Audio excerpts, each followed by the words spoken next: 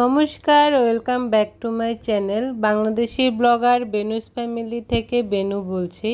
মানুষ বলে না যে কোনো কিছু থাকলে তার মর্ম দিতে হয়, তেমনি অল্পতেই আমি চোখের ডাক্তার দেখাতে যাচ্ছি। আমার চোখে একটু প্রবলেম হচ্ছে, যদিও ডাক্তার দেখিয়ে চশমা পরেছি, কিন্তু কেমন জানি মাথা ঘুরানো, মাথা ব্যথাটা বেড়ে গিয়েছে।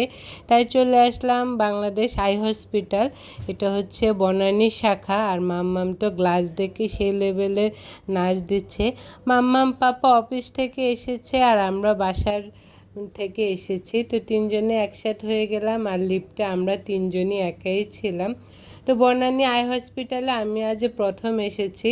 মাম্মাম ডোরটা ওপেন করা আর ক্লোজ করাটা খুব মজা পাচ্ছে। আর বনানী আই হসপিটালটা অনেক সুন্দর, আর চেয়ারগুলোতে বসতে বেশ আরাম লাগছিল। যাই হোক, আমি চোখের প্রবলেম ফেস করার পর থেকে একজন ডক্টরকে দেখিয়েছি।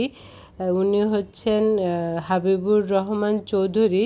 তো স্যারকে দেখিয়েছি। আর এখানে বনানীর এই রোডটা কি জ্যাম, তো ওয়েটিংয়ে বসে আছি, কখন ডাকবে সেই আশায় আছি। আমার ব্যাগে সবসময় মামামের জন্য এই দুইটা পুতুল থাকে, কখন সে খেলতে চায় বলা যায় না। তো স্যারের কাছে যাওয়ার আগেই 3-4টা ধাপ ক্রস করে তারপর ওনার কাছে যেতে হয়।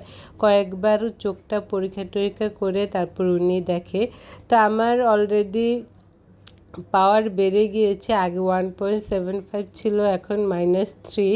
আগে -1.75 ছিল। ডক্টর দেখিয়ে চশমা চেঞ্জ করে বাসায় চলে যাচ্ছি।